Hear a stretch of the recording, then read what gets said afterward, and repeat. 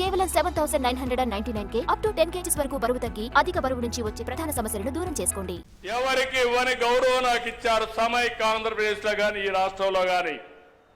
నేను మీరు కష్టాల్లో ఉన్నారని, ఇబ్బందుల్లో ఉన్నారని, దౌర్జన్యాలు ఉన్నాయని నేను కూడా పారిపోతే ఈ రాష్ట్రం ఏమవుతుందని ఆలోచించి నా ప్రాణం పైన పర్వాలేదు ఈ రాష్ట్రాన్ని కాపాడడం కోసం ముందుకు పోయాను. చాలా మంది అన్నారు జైల్లో నుంచి మీరు తిరిగి రారన్నారు. నేను ఎప్పుడూ భయపడలేదు. నేను ఒకే మాట చెప్పా, నేను 23 క్లెయిమోర్ మైన్స్ నా మీద వేసినప్పుడే భయపడకపోతే దీనికి నేను భయపడనని చెప్పాను. ఒక పద్ధతి కోసం, ఒక పర్పస్ కోసం ఉన్నప్పుడు భయపడను. అది నా నైజం. ఇప్పుడు చూస్తే నిన్న సాక్షాత్తు వెంకటేశ్వర స్వామి ఫోటో కూడా కౌన్సిల్కి తీసుకెళ్లిపోయారు. ఏం తమ్ముళ్ళు, ఇది మీకు న్యాయం అనిపిస్తుందా? న్యాయం అనిపిస్తుందా నేను మిమ్మల్ని అడుగుతున్నా. ఇలాంటి వాళ్ళతో నేను రాజకీయం చేయాలని మిమ్మల్ని అడుగుతున్నా. చెప్పులు వేసుకొని వెంకటేశ్వర స్వామి ఫోటో పెట్టుకొని ఫోటోలు తీసుకొని ఇసిరిసేస్తారు. అంటే ఏంటి మీ అజం? ఏంటి మీ అహంకారం? మీ అహంకారం అంతా ఒకటే, ఒక రాజకీయ పార్టీ అని. శివుడి తల మీద పాముంటే మనం ఏం చేయలేము ఒకసారి, అదే అనుకుంటున్నారు. నేను తప్పకుండా శివుడు తలపైన పాముంటే నమస్కారం పెట్టి శివుడికి దాన్ని బయట తీసుకొచ్చి పాముని ఏం చేయాలో అది చేస్తామని చెప్పి కూడా నేను మీకు తెలియజేస్తున్నా. ఎవరి కోసం ఇది? మీకోసం అవునా కాదా?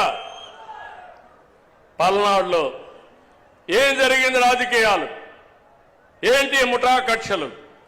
రాయలసీమ మొత్తం ముఠాల్ని పూర్తిగా అణిచివేసి ఈరోజు రాయలసీమ కరువు సీమ కాదు, రతనాల సీమని హార్టికల్చర్ హబ్గా తయారు చేస్తున్నారు. నీళ్ళిచ్చా హార్టికల్చర్ హబ్ చేస్తున్నా, రైతాంగాన్ని బాగు చేసే బాధ్యత తీసుకున్నా. ఇక్కడ కూడా మిమ్మల్ని అందుకే అడుగుతున్నా. నేను చాలా పెను మార్పులు తీసుకురావాలనుకుంటున్నాను. ప్రతి ఎకరాకు నీళ్లు ఇవ్వాలనుకుంటున్నాను. కరెంటు ఛార్జీలు పెంచకుండా ఉండాలనుకుంటున్నాను. మన పిల్లలకందరికీ ఉద్యోగాలు ఇవ్వాలనుకుంటున్నాను. ప్రతి ఒక్కరికి ఐటీ నేర్పించాలనుకుంటున్నాను. ప్రతి ఒక్కరు కూడా కష్టపడి పనిచేయడమే కాకుండా స్మార్ట్గా పనిచేసే విధానానికి శ్రీకారం చుడతాను. మీ జీవన ప్రమాణాలు పెంచుతాను. ఇలాంటి కార్యక్రమాలు నేననుకుంటే 24 గంటలు నిద్రలేసి ఇదే ప్రయోగాలు, చెత్త ప్రయోగాలు, పాతకాలపు రాజకీయాలు. మొన్న బయట వస్తే మీరే చూశారు. బయట వస్తే బలవంతంగా మనుషులు తీసుకొస్తారు. వాళ్ళ కారుల కిందనే మనుషులు చంపేస్తారు. చంపేసి మళ్ళీ గవర్నమెంటే చంపిందని మన మీద నెప్పవేస్తారు. పరామర్శలో పోతారు. పోతూ పోతూ మనుషులు చంపేస్తారు. వీళ్ళు మాత్రం పరామర్శించరు. బతుకుండే వాళ్ళని పరామర్శిస్తారు. బూతులు తిట్టిన వాళ్ళని పరామర్శిస్తారు. నీకోసరం వచ్చి చనిపోతే పరామర్శించిన పార్టీలు ఇవన్నీ. అందుకే నేను అడుగుతున్నా, నేను చెప్పకూడదు అనుకున్నాను.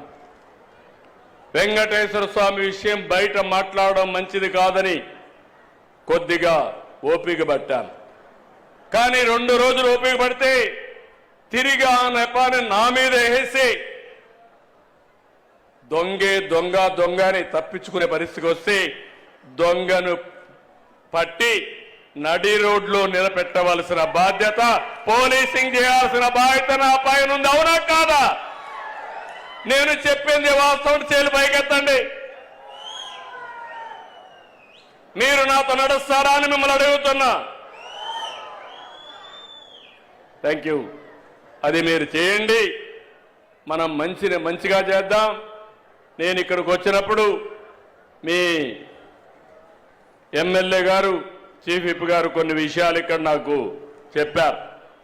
ఒకటి, మీరు చూస్తే ఇక్కడ 100 పడకల ఆసుపత్రిని, వినుకొండ సిహెచ్ని 100 పడకల ఆసుపత్రిగా చేయమన్నారు. తప్పకుండా ఈ హాస్పిటల్ని 100 పడకల ఆసుపత్రిగా చేస్తున్నామని చెప్పి కూడా నేను మీకు తెలియజేస్తున్నాను.